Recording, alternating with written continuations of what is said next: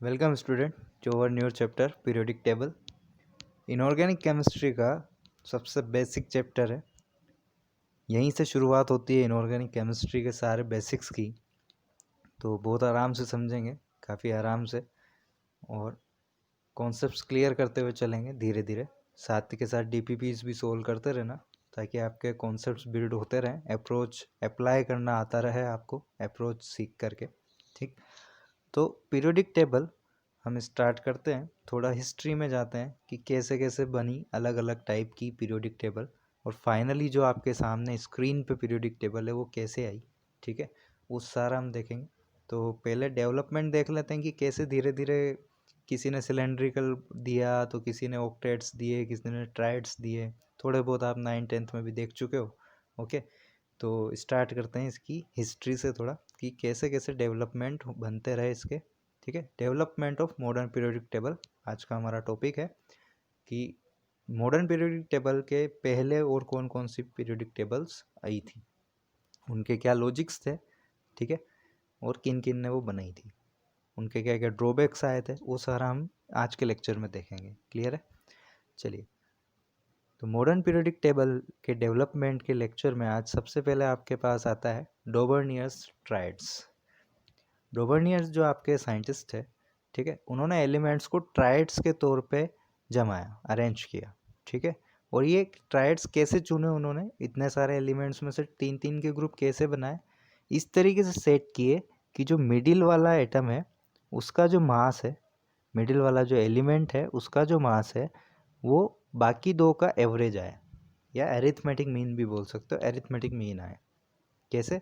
देखिए, 7 + 39 दोनों जो लेफ्ट राइट में है उनका समेशन डिवाइड बाय 2 करोगे तो बीच वाले का मास आ जाएगा। ये होता है एरिथमेटिक। लेफ्ट राइट वाले का एरिथमेटिक मीन क्या आएगा? मिडिल वाला आएगा आपका। तो इस तरीके से कुछ एलिमेंट्स उन्होंने ग्रुप के तौर पे अरेंज किए, ट्राइड्स के तौर पे, और एक तरह से और अरेंज किए उन्होंने सिमिलर मास के, है ना, सिमिलर मास के। देखिए, FeCO और Na, FeCO और Na, इनके लगभग लगभग मास सेम है, बहुत ज़्यादा डिफरेंस नहीं है। जितना डिफरेंस इधर है उतना डिफरेंस नहीं है, ऑलमोस्ट सिमिलर मास के माने जाते हैं, है ना। तो इस तरीके से भी ट्राइड्स बनाए उन्होंने, सिमिलर मास वाले और एरिथमेटिक मीन वाले, दो तरह के ट्राइड्स बनाए थे। पर दिक्कत क्या रही, उस वक्त तक ज़्यादा एलिमेंट डिस्कवर ही नहीं हुए थे, है ना, तो बहुत आगे तक ये नहीं जम सका। इस कारण ये जो उनका कॉन्सेप्ट था ये डिस्कार्ड कर दिया गया, है ना। तो मेजर इस डोबर्नियर ट्राइड में क्या है, उन्होंने दो तरह के ट्राइड्स बनाए, एक तो एरिथमेटिक मीन वाला और एक आपके ऑलमोस्ट सिमिलर एटॉमिक मास वाले। ये दो तरह के ट्राइड्स उन्होंने फॉर्म किए थे। ठीक, नेक्स्ट आते हैं हम न्यूलैंड्स लॉ ऑफ ऑक्टेव पे। न्यूलैंड्स लॉ ऑफ ऑक्टेव, देखिए, न्यूलैंड आपके सबसे पहले थे जिन्होंने केमिकल प्रॉपर्टीज़ को रिलेट किया था एटॉमिक मासेस के साथ, है ना। पहले थे ये। कभी कभी अपने जेई में तो नहीं आते हैं क्वेश्चन, आपके बोर्ड वगैरह में कभी पूछ ले कि कौन थे पहले जिन्होंने फर्स्ट टाइम एटॉमिक मास से रिलेट किया था केमिकल प्रॉपर्टीज़ को, तो वो थे न्यूलैंड आपके। ठीक है, न्यूलैंड। अब उन्होंने कैसे अरेंज किया था, देखिए, उन्होंने कैसे अरेंज किया, increasing order of their atomic mass में। ठीक है, एटॉमिक मास के इंक्रीजिंग ऑर्डर में एलिमेंट्स को अरेंज करना स्टार्ट किया, जिसमें उन्होंने पाया कि हर 8th एलिमेंट फर्स्ट वाले के साथ सिमिलर प्रॉपर्टीज शो कर रहा है ना, फर्स्ट वाले के साथ सिमिलर प्रॉपर्टीज शो कर रहा है। ठीक है, तो देखिए यहाँ पे क्या हो गया, कैसे वो अरेंजमेंट किया, वो अरेंजमेंट मैं बताता हूँ आपको। देखो, ये 7 उन्होंने अरेंज किए इंक्रीजिंग ऑर्डर एटॉमिक मास के, लिथियम से ज़्यादा बेरिलियम का मास, फिर बोरोन का मास, इस तरीके से करते गए अरेंज। ये 7 एलिमेंट अरेंज करके 8वें पे वो नीचे आए, तो ये वाला इसके साथ सिमिलर प्रॉपर्टी शो कर रहा था लिथियम के साथ। ठीक है, लाइक दोनों ही मेटल्स होते हैं, दोनों ही +1 स्टेट में होते हैं, इस टाइप से बहुत सारी प्रॉपर्टीज़ इनकी सेम शो हो रही थी। ऐसे ही हर 8वां एलिमेंट जो था वो अपने ऊपर वाले एलिमेंट से सिमिलर प्रॉपर्टीज शो कर रहा था। ठीक, तो इसलिए उन्होंने इसको नाम दे दिया लॉ ऑफ ऑक्टेव, कि हर 8वां, ऑक्टेव मतलब 8वां, 8th एलिमेंट आपका सिमिलर प्रॉपर्टी शो कर रहा था फर्स्ट वाले से, ठीक है। इस तरीके से उन्होंने कुछ अरेंजमेंट किए, लेकिन इसमें भी कुछ ड्रॉबैक्स आए। लाइटर एलिमेंट्स के लिए तो ठीक चला, लेकिन जैसे जैसे हम हेवी एलिमेंट्स पे जाते गए ऐसा कुछ नहीं हुआ, है ना। अलग अलग उनमें प्रॉपर्टी शो होने लगी, तो ये भी फाइनली डिस्कार्ड कर दिया गया, ठीक है। आपको बस ये जो हिस्ट्री है इनमें इतना ही ध्यान रखना है कि किसने कैसे अरेंज किया था, बस। इससे ज़्यादा क्वेश्चन वैसे भी नहीं आएगा इसमें। हमें क्वेश्चंस पे भी ध्यान देना है कि एग्ज़ाम में कैसे पूछे जाते हैं, ठीक है। Then Lothar Meyer curve, Lothar Meyer classification भी कहते हैं जिसको। इन्होंने कर्व ड्रॉ किया था एक, इन्होंने थोड़ा हट के अरेंज करना चाहा बाकी दो से, है ना। इन्होंने कर्व ड्रॉ किया, और कर्व कैसे ड्रॉ किया, ठीक। एटॉमिक वॉल्यूम्स और एटॉमिक मास के बीच में ग्राफ किसके बीच में ड्रॉ किया इन्होंने, एटॉमिक मास और एटॉमिक वॉल्यूम के बीच में ग्राफ ड्रॉ किया, ठीक। और एटॉमिक वॉल्यूम उस टाइम पे कैसे निकाला, देखिए मास तो स्पेक्ट्रोमेट्री से निकाल लिया जाते थे, लेकिन एटॉमिक वॉल्यूम कैसे निकाला, डेंसिटी की हेल्प से। हम जानते हैं कि डेंसिटी क्या होता है, मास अपॉन वॉल्यूम। मास और डेंसिटी पता हो तो हम वॉल्यूम निकाल सकते हैं मास को डेंसिटी से डिवाइड करके, ठीक। तो इस तरीके से उन्होंने वॉल्यूम कैलकुलेट किए और मास के साथ उनका ग्राफ ड्रॉ करते गए। वो ग्राफ जो आया कुछ इस तरीके से ड्रॉ हुआ, ये देखिए, ये लोथर मेयर कर्व है आपका, ठीक है। इसको और स्मूथ हम बना सकते हैं हमारे समझने के लिए, केवल कुछ इस तरीके से बना सकते हैं इसको हम चाहें तो, थोड़ा समझ में अच्छा आएगा, ठीक है। क्योंकि उसमें स्पाइक्स ज़्यादा हैं तो आप थोड़े कंफ्यूज हो सकते हैं। इस ग्राफ के अंदर ध्यान से देखिए, ऊपर कौन से एलिमेंट्स आ रहे हैं, टॉप पे कैसे एलिमेंट्स आ रहे हैं, बॉटम पे कैसे एलिमेंट्स आ रहे हैं, ठीक है। और आपके जो डिसेंडिंग पाथ है उसमें कैसे एलिमेंट्स आ रहे हैं, और जो असेंडिंग पाथ है उस पे कैसे एलिमेंट्स आ रहे हैं। इसको ध्यान से देखेंगे तो हम ऑब्जर्व करेंगे कि क्या आ रहा है। देखिए कैसे क्या है, नीचे नीचे देखिए, यहाँ पे बिल्कुल बॉटम में आपके ट्रांजिशन एलिमेंट्स है, देखिए FeCO Ni, है ना। तो ट्रांजिशन एलिमेंट्स कहाँ है हमारे,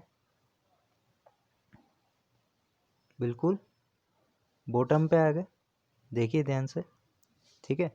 अच्छा, यहाँ ऊपर ही ऊपर कैसे दिख रहे हैं आपको, ये ऊपर ही ऊपर ये पोटेशियम आया, सोडियम आया, दिख रहा है। तो ये जो आपके लिथियम वगैरह है ना, ये सारे कहाँ हैं, ऑलमोस्ट टॉप पे हैं, ज़्यादातर ऊपर की तरफ है। और देखिए डिसेंडिंग पाथ, ये जो डिसेंडिंग पाथ है ये वाला, है ना, इस पे कौन से आपको एटम्स दिख रहे हैं, देखिए डिसेंडिंग पे मैग्नीशियम दिखा, कैल्शियम दिखा, है ना, इस तरीके से दिख रहे हैं ये। और असेंडिंग पाथ, ये वाला आपका असेंडिंग पाथ है, इस पे देखिए किस टाइप के दिख रहे हैं, हेलोजन्स दिखेंगे आपको। देखिए ये फ्लोरीन बढ़ते हुए पे है, क्लोरीन भी बढ़ते हुए पे है, ठीक है। हमें जो मेजर मेजर काम आने वाले हैं वो ऑब्जर्व करवा रहा हूँ मैं केवल आपको, ठीक है। तो ऊपर तो आ गई हमारी एल्कली मेटल्स, है ना, लिथियम, सोडियम, पोटेशियम टाइप की। डिसेंडिंग पाथ पे आ गए हमारे एल्कलाइन अर्थ मेटल्स, है ना, एल्कलाइन अर्थ मेटल्स आ गई, मैग्नीशियम वगैरह, मैग्नीशियम, कैल्शियम वगैरह। और डिसेंडिंग पाथ पे तो ये आ गई। असेंडिंग पाथ पे कौन सी है हमारी, हेलोजन्स है ना, फ्लोरीन हुआ, क्लोरीन हुआ, ब्रोमीन हुआ। ये हमारे लिए मेजर है बस लोथर मेयर का, बाकी सारा हमारे काम का नहीं है। हमारे जितना पूछ, वैसे तो ये भी नहीं पूछा जाता है, फिर भी ध्यान रखने के लिए ये चार चीज़ें इंपॉर्टेंट है कि एल्कली मेटल्स किस जगह पे आई, टॉप पे आई। ट्रांजिशन मेटल्स कहाँ पे आई, बॉटम पे आई। असेंडिंग पाथ पे कौन आया, हेलोजन्स आए। डिसेंडिंग पाथ पे कौन आया, आपके एल्कलाइन अर्थ मेटल्स आई। क्लियर है, इतना क्लियर सभी को। चाहो तो यहाँ बेरिलियम भी लिख सकते हो आप, वो भी एल्कलाइन अर्थ मेटल होता है। क्लियर, तो इसको पॉइंट वाइज हम लिख लेते हैं, नोट कर लेते हैं कि क्या क्या आया, कहाँ कहाँ आया। ओके,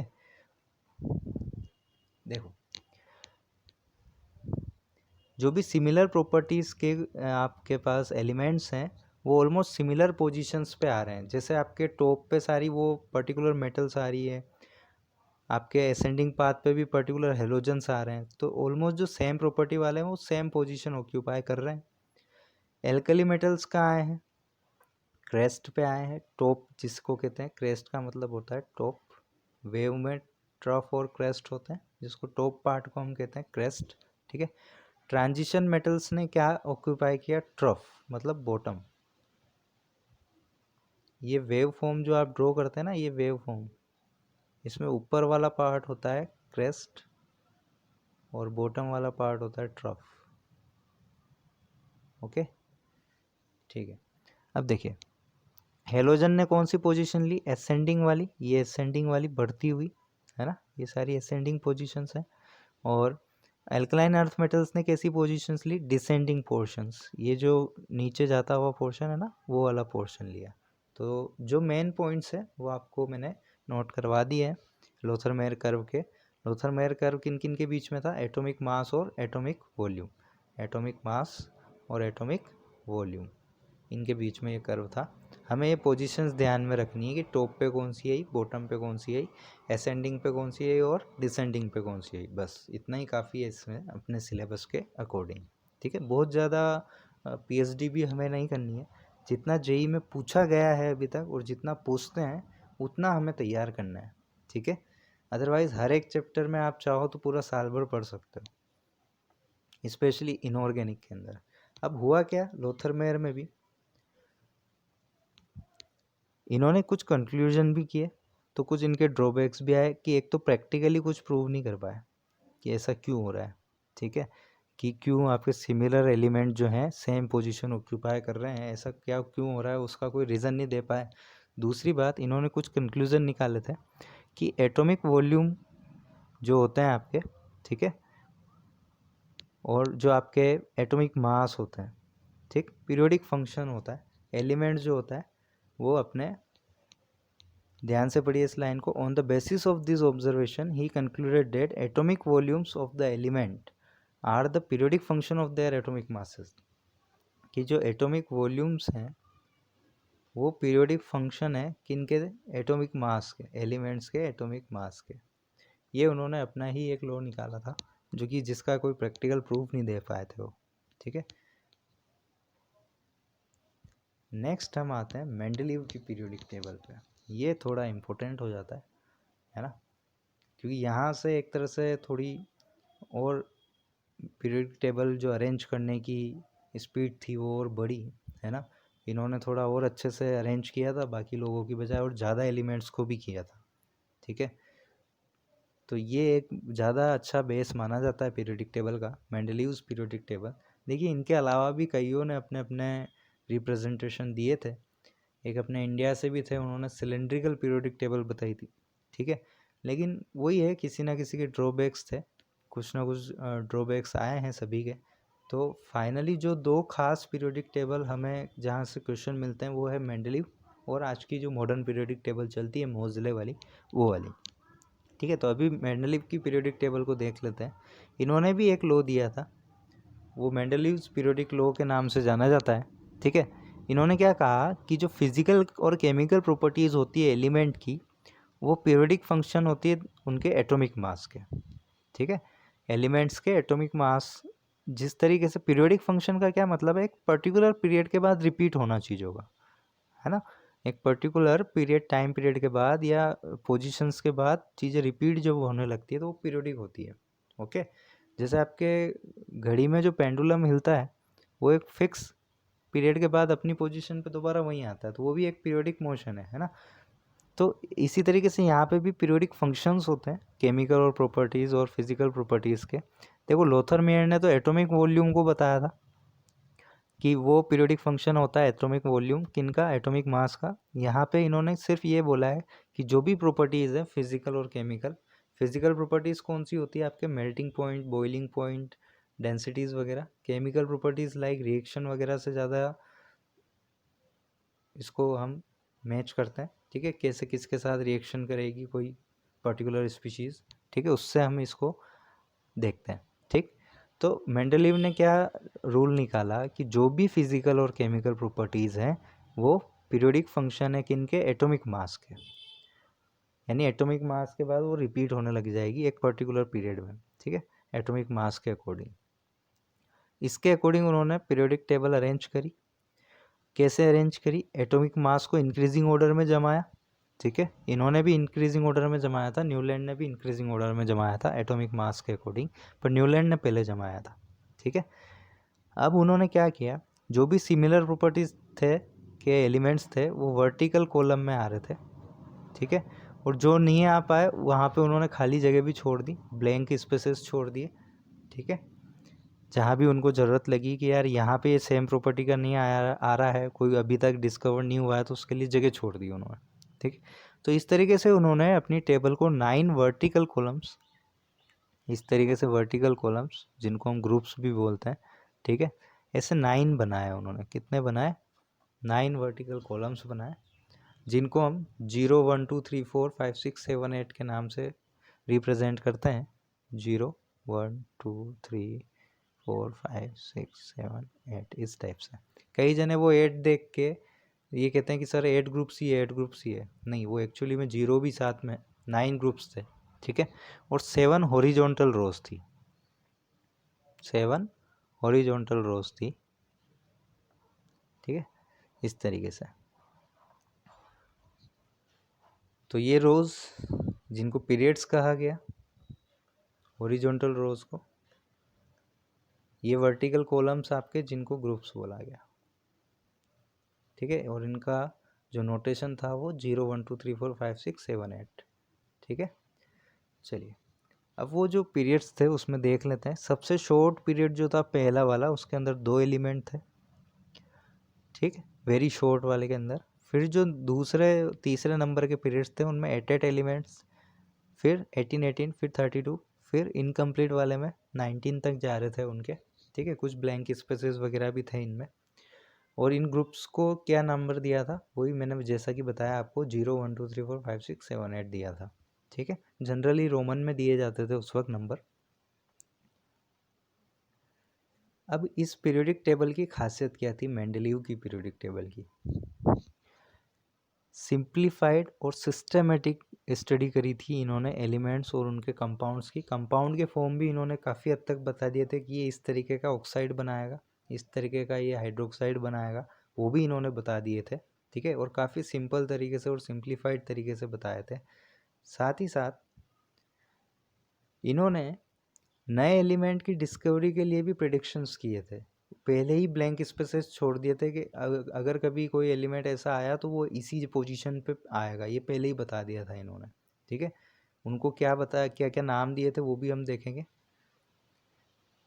देखिए, एका एल्यूमिनियम और एका सिलिकॉन्स नाम दिए थे उन्होंने। एका एल्यूमिनियम किसके लिए दिया था? गैलियम के लिए। और एका सिलिकॉन किसके लिए दिया था? जर्मेनियम के लिए। मतलब उन्होंने जगह छोड़ दी थी, है ना, उन्होंने जगह छोड़ दी थी एल्यूमिनियम के नीचे और सिलिकॉन के नीचे, जिनको उन्होंने नाम पहले ही दे दिया था कि एका एल्यूमिनियम है और ये एका सिलिकॉन है, जिसका फर्दर नाम पड़ा आगे जाके गैलियम और जर्मेनियम। जैसे आपके ये जो पीरियोडिक टेबल आज हम जो जानते हैं, थोड़ा बहुत आप भी जानते हैं, ठीक है, ये यहाँ पे ये जो गैलियम आता है ना, यहाँ पे उन्होंने खाली स्पेस छोड़ दिया और उसको नाम दे दिया एका गैलियम, एका एल्यूमिनियम, जिसको आगे गैलियम के नाम से जाना गया। सिमिलरली आपके जो सिलिकॉन होता है, कार्बन सिलिकॉन वगैरह आपके, उसके नीचे भी उन्होंने ब्लैंक स्पेस छोड़ दिया, ठीक। ये गैलियम है, ये जर्मेनियम है, ठीक। इसको नाम दे दिया उन्होंने एका सिलिकॉन, जिसको आगे जर्मेनियम के नाम से जाना गया। तो उन्होंने काफ़ी हद तक प्रेडिक्शन भी सही किए थे और एटॉमिक वेट भी काफ़ी एलिमेंट्स के करेक्ट हो गए थे, वो सिमिलर ग्रुप में आए तो उन्होंने उनकी वैलेंसी के अकॉर्डिंग उनके वेट भी करेक्ट किए। जैसे पहले बेरिलियम का जो वेट था, ठीक है, वो करेक्ट किया उन्होंने, उसकी वैलेंसी के अकॉर्डिंग करेक्ट किया, ठीक है, उसकी वैलेंसी के अकॉर्डिंग। पहले उसका वेट कुछ इस तरीके से आता था, ये कैसे आया उसमें हमारे लिए कोई इम्पोर्टेंट नहीं है, ठीक है। उसकी पहले वैलेंसी 3 मानी जाती थी, तो उसके अकॉर्डिंग इतना वेट लेते थे वो लोग, लेकिन उन्होंने करेक्ट किया और फाइनली सही वेट बताया। ये कुछ इसकी मेरिट्स हैं कि सिस्टमेटिक व्यू दिया, अरेंज किया, ठीक है, कुछ नए एलिमेंट्स की डिस्कवरी का प्रेडिक्शन किया और एटॉमिक वेट्स को करेक्ट किया, ठीक है। ये देखते हैं एका एल्यूमिनियम और एका सिलिकॉन का और थोड़ा बहुत डिटेल। देखिए, उन्होंने प्रेडिक्ट किया था मास एका एल्यूमिनियम के लिए 68 अपनी वो प्रॉपर्टीज़ के हिसाब से जो टेबल पे आ रही थी, ठीक है, उनका जो पैटर्न चल रहा था उसके अकॉर्डिंग। और ये फाइनली जब मिला, डिस्कवर हुआ, तो इसका पाया गया 70, जो कि काफ़ी हद तक आसपास है, ठीक है। तो सही प्रिडिक्शन था। सिमिलरली एका सिलिकॉन के लिए भी उन्होंने 72 प्रिडिक्ट किया था, और जो कि जब जर्मेनियम फाउंड हुआ तो 72.6 पाया गया, ये और भी करीब था मास। तो इस तरीके से उनके प्रिडिक्शंस भी काफ़ी हद तक सही हुए थे, है ना। तो मेंडलीव ने काफ़ी अच्छी टेबल दी थी, इसलिए इससे क्वेश्चन भी आते हैं कई बार। देख लेते हैं उस टेबल को जो उन्होंने दी थी। ये इसका सही एकदम फॉर्म है मेंडलीव पीरियोडिक टेबल का, क्योंकि कुछ पीरियोडिक टेबल्स में, मेंडलीव की पीरियोडिक टेबल में 1 to 8 तक ही शो किए हुए होते हैं, 0 शो ही नहीं हुआ रहता है उसमें, ठीक है। तो ये एकदम सही से क्लासीफाई करके आपको दिखा रहा हूँ मैं। देखिए, इसमें ये जो आपके पिंक शेड में दिखाई दे रहे हैं, ये सब एंशियंट पहले जानते थे लोग इनको, ठीक है। उन्होंने इनके लिए जगह छोड़ दी थी, मेंडलीव ने इनके लिए जगह छोड़ दी थी, ठीक है। डोबर्नियर ट्राइड्स भी इसी में इंक्लूड कर दिए गए हैं। देखें, ये जो आपको चेक बॉक्स में दिख रहे हैं, ये डोबर्नियर ट्राइड्स हैं, देखिए ध्यान से, ये सारे डोबर्नियर ट्राइड्स थे, ठीक। मेंडलीव को जो जो नोन थे वो ग्रीन कलर में है, जो भी आपको ये ग्रीन कलर में दिख रहे हैं, ये सारे, ये सब मेंडलीव को पता थे और उन्होंने इनको अरेंज किया था, ठीक है। इनमें से कुछ एक्टिनाइड लेंथेनाइड भी थे, येलो वाला लेंथेनाइड है, ब्लू वाला एक्टिनाइड है, ठीक है। और ये सब आपके पुराने लोगों को पता थे, जो कुछ नहीं पता थे मेंडलीव को, वो अलग से शो कर दिए गए, ठीक है। जहाँ जहाँ ब्लैंक स्पेसेस छोड़े थे वो स्पेसेस आपको शो कर दिए हैं पिंक जोन में, ठीक है। तो इस तरीके से ये इन्होंने, मेंडलीव ने पीरियोडिक टेबल अपनी बनाई थी, जिसमें आपको देखिए 9 वर्टिकल ग्रुप्स दिख रहे हैं, 0 1 2 3 4 5 6 7 8, ठीक है, और 7 हॉरिजॉन्टल रोज दिख रही है आपको, ठीक। तो इसमें आपने ट्राइड्स भी अरेंज हो गए, है ना, और मेंडलीव का भी देख लिया हमने कि कहाँ उन्होंने कौन सी पोजीशन पे क्या रखा था, ठीक है। लेकिन कुछ इसमें इरेगुलरिटीज़ भी आई थी, वो क्या थी वो भी हम देखेंगे ड्रॉबैक्स में। देखिए, काफ़ी सारी डीमेरिट्स थी इसकी। देखिए, एक एक करके देखते हैं। एक तो हाइड्रोजन की पोजीशन अनसर्टेन थी, वो कभी तो फर्स्ट ए ग्रुप में रहता था तो कभी 7A ग्रुप में जाता था, ठीक है, क्योंकि दोनों से थोड़ी थोड़ी प्रॉपर्टीज़ मिलती है उसकी, तो वो कोई फिक्स नहीं कर पाए। आइसोटोप्स कहाँ गए, कुछ नहीं बताया उन्होंने उसके बारे में, ठीक है।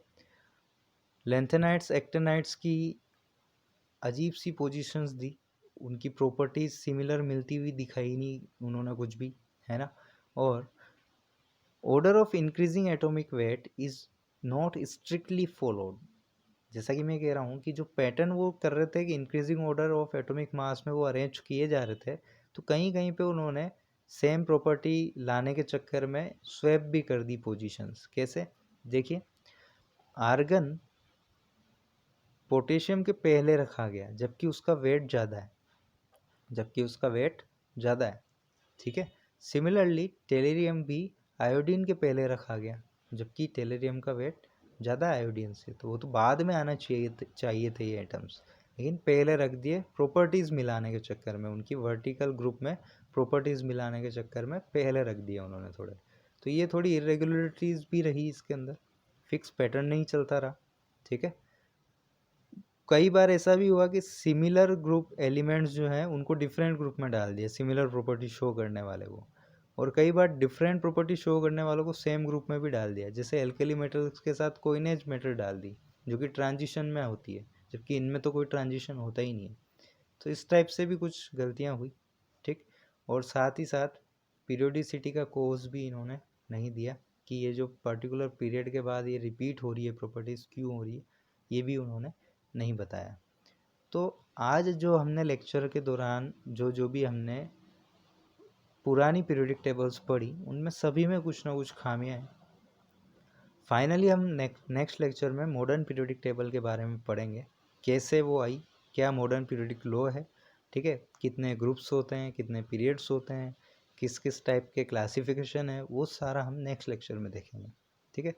तो आज की ये सारी क्लियर आपको। वैसे कुछ था नहीं, और नहीं ज़्यादा कोई इंपॉर्टेंट कभी क्वेश्चन बनते हैं इनसे जेई वगैरह जैसे एग्ज़ाम में, बोर्ड वगैरह के हिसाब से ठीक है। ठीक है, थैंक यू।